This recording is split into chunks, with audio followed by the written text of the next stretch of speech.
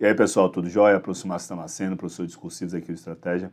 Prazer estar aqui para a gente falar sobre essa parte tão importante do seu concurso, que é a prova discursiva. Eu entendo que a minha matéria, a nossa matéria, ela só vai ser objeto de preocupação para vocês de forma mais contundente no momento posterior, Vocês sabem que nesse CNU a prova objetiva vai acontecer numa data e a discursiva vai acontecer numa data posterior, 7 de dezembro, somente para aqueles candidatos que forem classificados, tá? Então eu entendo que a primeira preocupação que vocês têm é a prova objetiva, mas nós fizemos questão, desde já, de participar aqui dos simulados para trazer um material, para já trazer as orientações necessárias para que vocês possam iniciar o estudo quanto antes, beleza? Como vai funcionar o nosso roteiro aqui? Eu vou apresentar para você um pouquinho do edital, tópicos pontuais, para justificar a forma como nós iremos trabalhar. Depois, apresentarei as questões, a questão, o enunciado e a proposta de solução, tá? A gente não vai aprofundar em critérios técnicos, critérios de conteúdo aqui, porque o nosso tempo é curto e isso vai ser exaustivamente feito nos nossos cursos de discursiva, Nos nossos cursos a gente apresenta os temas, apresenta toda a abordagem teórica necessária para você resolver aquela questão e lá no final a gente apresenta uma proposta de solução que pode ser considerada uma referência a ser utilizada por vocês na hora de confrontarem com o texto que estarão produzindo, beleza? Sem mais delongas, vamos começar.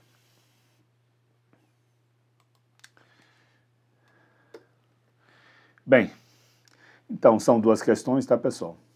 Como vocês já sabem, cada questão vale 22,5 pontos, tá? Então esse aqui é o valor de cada questão. Desses 22,5, 11,25 é para conhecimentos específicos, tá aqui, Então, conteúdo.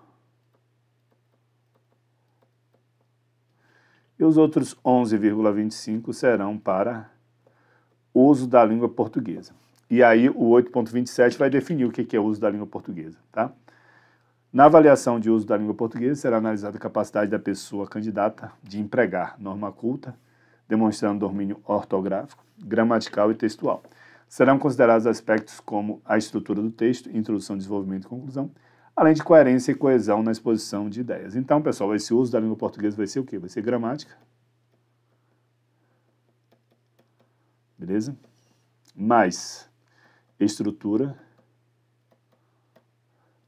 mais coerência e coesão. Beleza? Meus amigos, pelo que está aqui no edital, não nos resta nenhuma alternativa. O texto de vocês ele vai ter que ser estruturado naquilo que a gente chama de estrutura clássica do texto dissertativo, que é aquela estrutura que faz uso das estruturas de introdução, desenvolvimento e conclusão. Não é isso que normalmente ocorre nos concursos por aí, meus amigos. Quando é questão de conhecimentos específicos, que me parece ser o caso, a banca, ela, muitas vezes, nem atribui pontuação para a estrutura do seu texto, tá?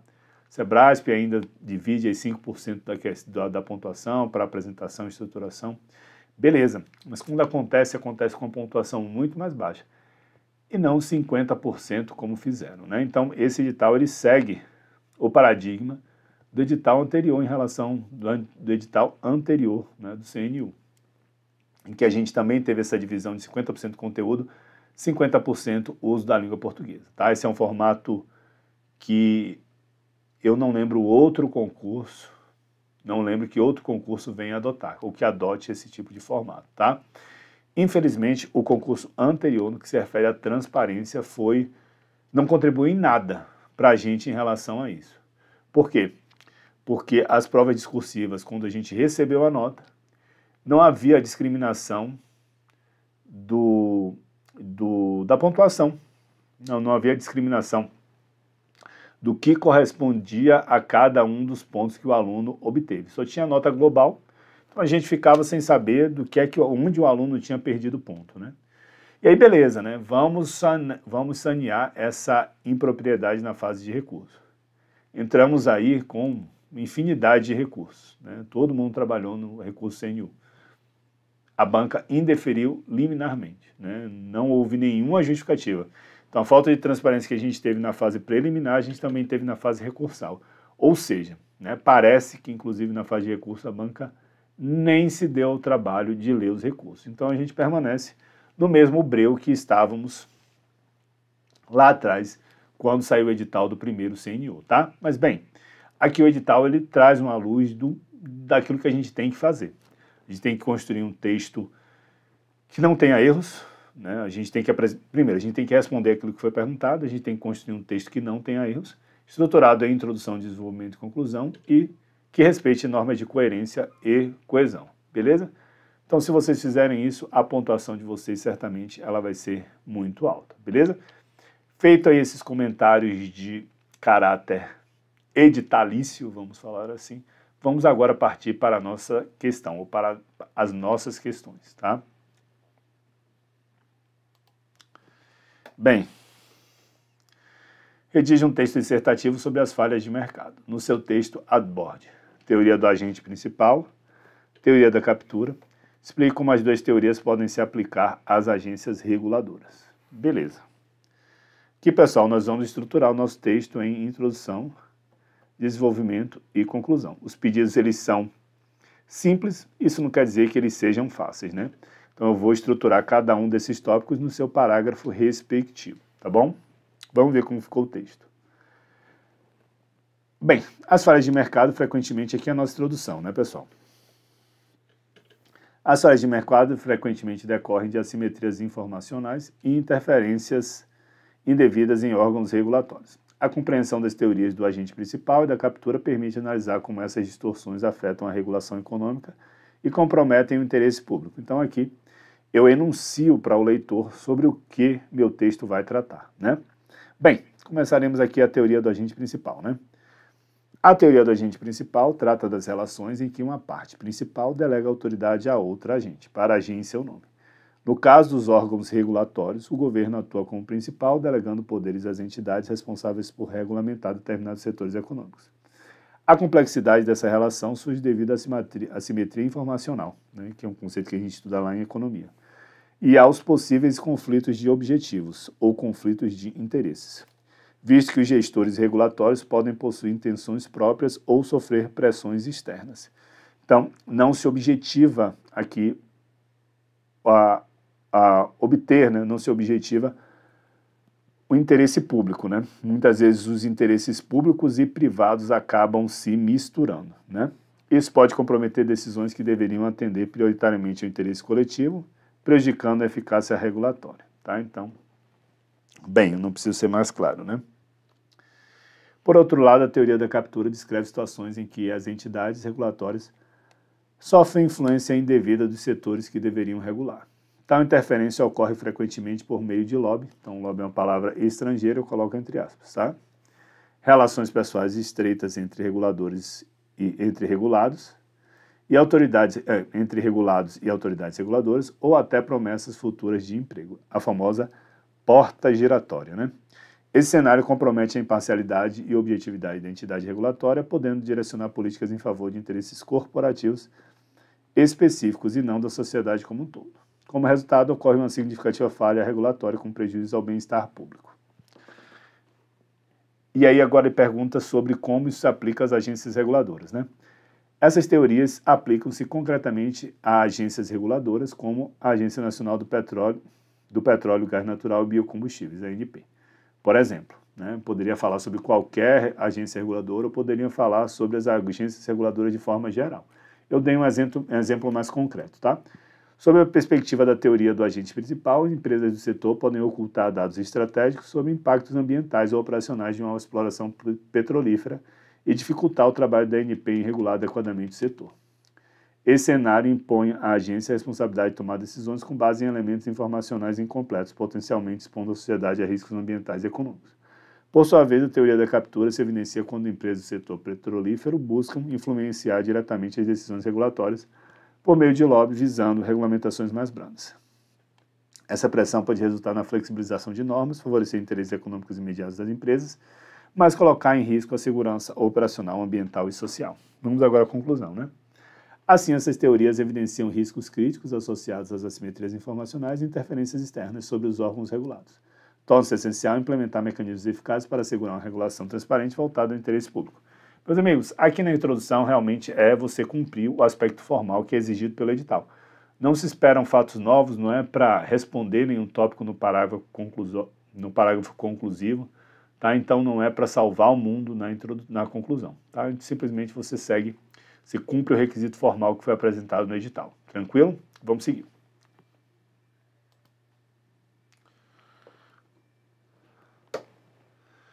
Bem, então eu não trouxe aqui o texto motivador porque é irrelevante, tá? Redija um texto dissertativo abordando a importância das reformas econômicas que sucederam ao regime militar em abril de 1964. Então vamos falar aqui sobre as reformas econômicas anteriores ao regime militar, as principais políticas que favoreceram o chamado milagre econômico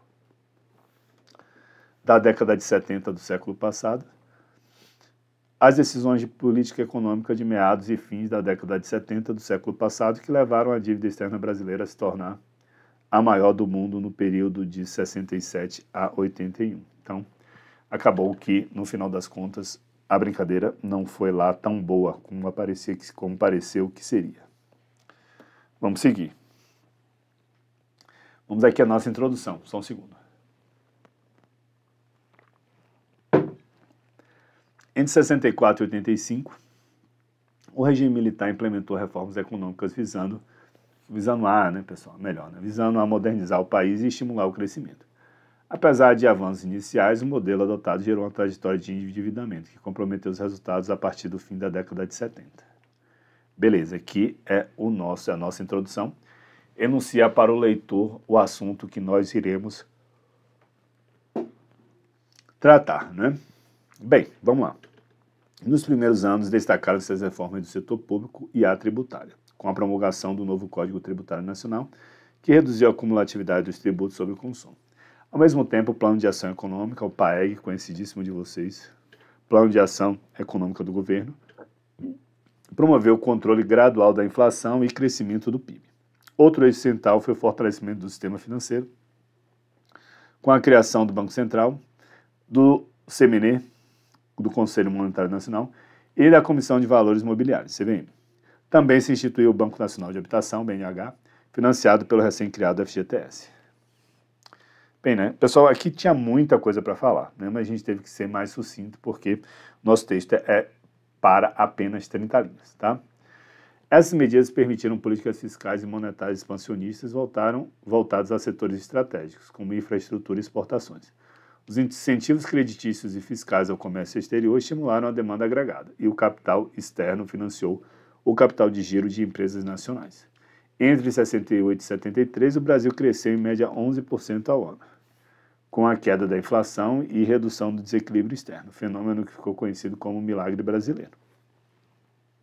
Mas, né, a partir da crise do petróleo de 1973, contudo, começaram decisões econômicas problemáticas, como a substituição de importações financiada por crédito subsidiado.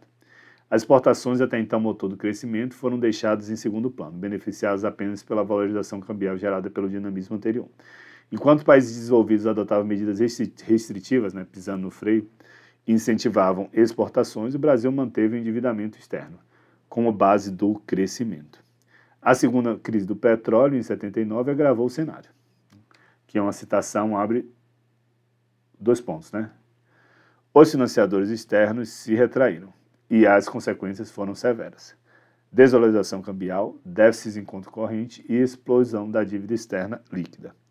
A introdução de juros flutuantes agravou a situação, levando o Brasil a uma de suas piores crises econômicas no início da década de 80. Então era a época da hiperinflação, né, pessoal? Portanto, observa que as reformas do regime militar impulsionaram o crescimento, mas decisões equivocadas diante das crises externas e o uso excessivo do endividamento levaram à explosão da dívida na década de 80, evidenciando os limites do modelo adotado. Meus amigos, é isso, tá? Estamos começando aqui a nossa caminhada, me coloco à disposição de vocês, meu Instagram é prof.marcio.damasceno. Então, se vocês tiverem alguma dúvida, podem entrar em contato comigo por meio do meu Instagram. E é isso, nos veremos ainda em várias outras oportunidades. Força, fé, que vale muito a pena. E é isso, forte abraço, até logo.